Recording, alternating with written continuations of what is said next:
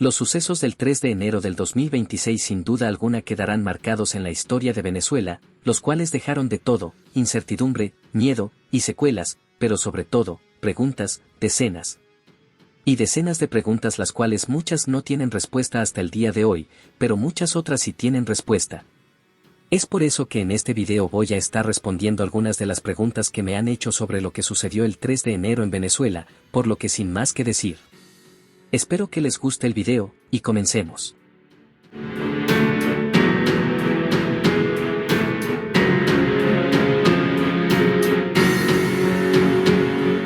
Si Delcy se queda, ¿qué será del futuro de las Fuerzas Armadas y si se arrodillará y hará lo que haga Donald Trump? Como vengo diciendo desde hace tiempo, el chavismo en Venezuela seguirá gobernando por un largo tiempo, lo vengo diciendo desde hace mucho tiempo, a Estados Unidos jamás le interesó un cambio de gobierno en Venezuela. Lo que verdaderamente le interesaba era que el gobierno venezolano cambiara su actitud. No solo dijo que la principal líder opositora, María Corina Machado, no tenía ni respeto ni apoyo para gobernar Venezuela, sino que en más de una ocasión Donald Trump ha dicho que considera a Delcy Rodríguez una mujer fantástica. Si bien no se ha arrodillado, en el sentido de la palabra, Delcy sí ha demostrado ser mucho más cooperativa.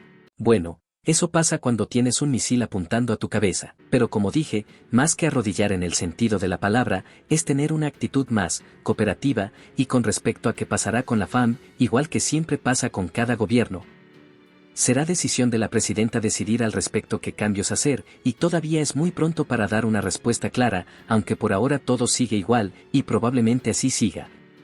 Si estamos seguros de algo es que Delcy puede ser incluso más chavista que el propio Nicolás Maduro, ya que su padre fue un hombre marxista asesinado por el gobierno, pero a su vez no es tan extremista como Nicolás Maduro o Diosdado Cabello. Ella es alguien que estudió y se graduó en Venezuela, Francia y Reino Unido, por lo que sabe mover bien sus fichas.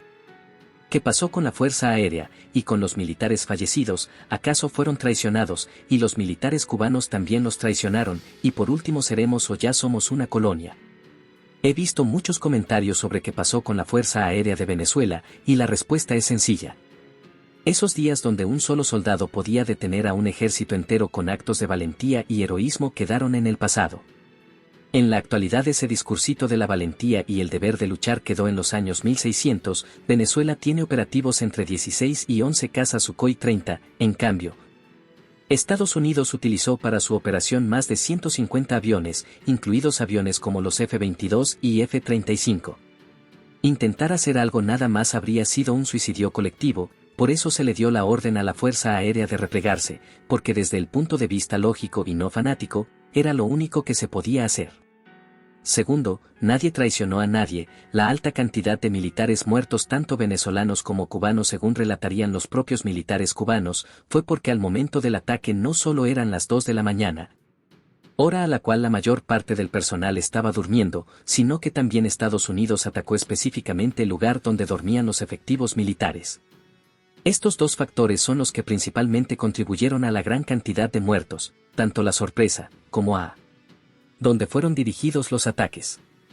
Y tercero, me disculpas, pero es la mayor mamarrachada que he escuchado en mucho tiempo, y eso que estamos en Venezuela, aquí cada segundo aparece un loco en las redes sociales diciendo cualquier mamarrachada. Como dije, aquí nadie es una colonia, solo un estado cooperativo.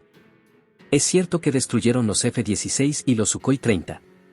Negativo, como siempre los generales del sofá queriendo hacer su chau con inteligencia artificial, hasta donde sabemos. Prácticamente ningún avión de la Fuerza Aérea de Venezuela fue destruido durante los ataques del 3 de enero, con la excepción de un posible avión que sí se vio destruido, pero que no sabemos si pertenecía a la FAM, ya que se encontraba en el aeropuerto de Higuerote, donde estaba instalada una guarnición militar. La FAM no vio una señal de alerta cuando los radares se vieron saturados para alertar a los altos mandos, porque tengo 3 ideas: 1, hubo una traición; 2, hubo un pacto; 3, le hicieron interferencia a los radares para hacer un punto ciego o varios.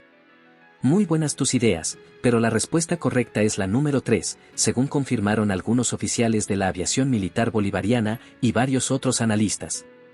Debido a que los radares venezolanos se regían bajo la antigua doctrina soviética dada por los asesores extranjeros que entrenaron a los efectivos militares cuando estos sistemas llegaron al país ya hace muchos años.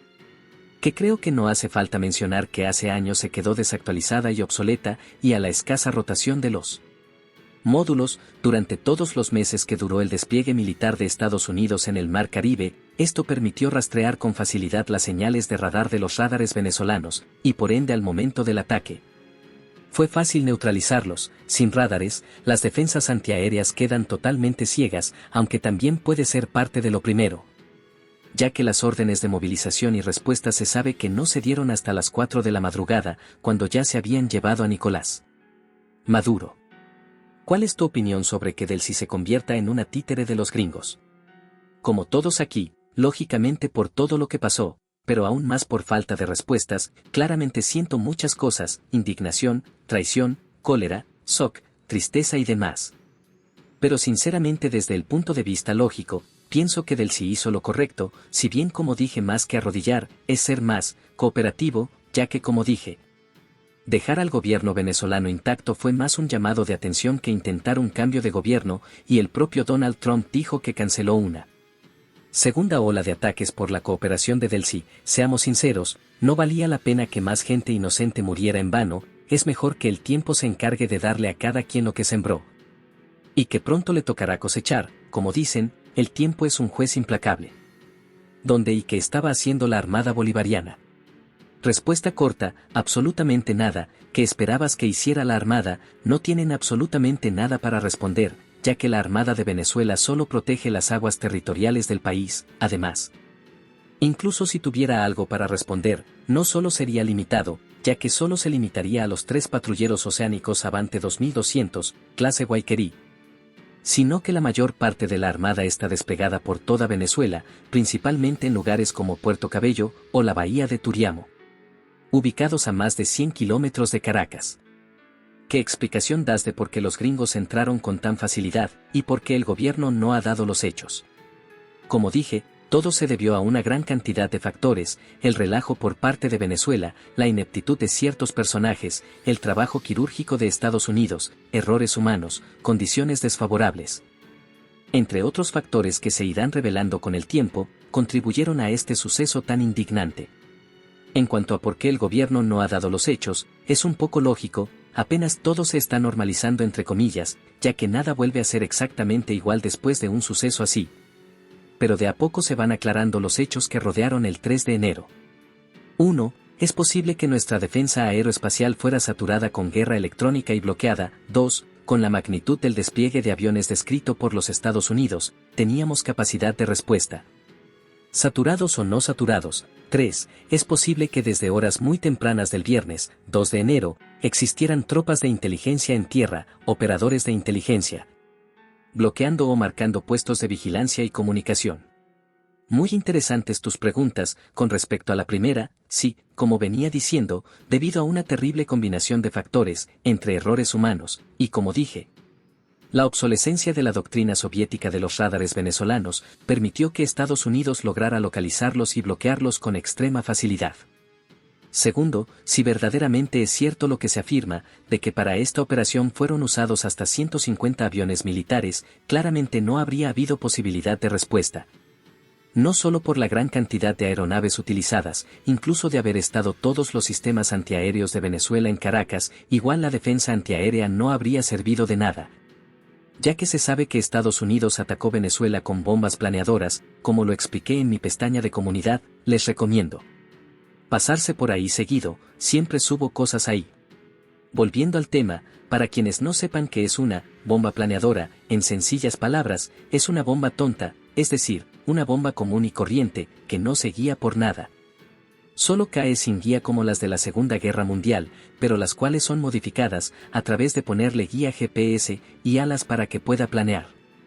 Yo sé que en teoría suena tonto, ponerle alas a una bomba que posiblemente pudo ser creada a comienzos de la Guerra Fría, pero en la práctica ha sido devastador. El mejor ejemplo, y el país que las puso sobre el tablero internacional, es decir, Rusia, las ha usado con extrema letalidad en Ucrania, al ponerle alas a viejas bombas de la era soviética, con avanzados sistemas de guía. Estas bombas rusas, que ya se decían que quedaron obsoletas hace décadas, no solo se volvieron misiles guiados, no que se volvieron un arma de destrucción masiva y una pesadilla para Ucrania, las cuales vinieron con una ventaja atroz, ser casi imposibles de detener, debido a que no emiten calor, su firma de radar es mínima. Y no hacen ruido al volar, ya que solo planean, literalmente son fantasmas, ni siquiera Ucrania, con sistemas antiaéreos tan avanzados como los Patriot estadounidenses. Y con toda una red de apoyo de lo que sea por parte de la OTAN, es siquiera capaz de frenar un ataque con estas bombas. Además, aunque se pudiera interceptar una, sería totalmente insostenible, mientras una bomba planeadora rusa puede costar como $30.000. Un misil antiaéreo Patriot ucraniano cuesta $3 millones, repito, un solo misil. Se descubrió en los restos en tierra que efectivamente, Estados Unidos usó bombas planeadoras AGM-154 contra Venezuela, las cuales pueden ser lanzadas y planear en el aire hasta a 100 kilómetros de distancia, más del doble del alcance de los buques M-12 de Venezuela, el cual ronda los 45 kilómetros.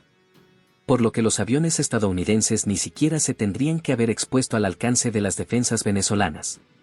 Y tercero, dudo bastante que hubiera tropas en tierra, aunque trabajo de inteligencia claro que hubo, el ataque se centró especialmente en neutralizar cualquier tipo de respuesta. El sistema de telecomunicaciones conocido como el Volcán fue severamente dañado, y los ataques de Estados Unidos se centraron en atacar donde dormían los soldados de la Guardia de Honor Presidencial para evitar cualquier respuesta, por lo que tenían claros sus objetivos. Por lo que debieron hacer trabajos de inteligencia. Donde estaba el ejército haciendo lo que estaba en sus manos. No crean que el ejército no hizo nada, fue que no lo dejaron hacer nada, a pesar de que, como dije antes, se sabe que no se ordenó una respuesta hasta las 4 de la madrugada.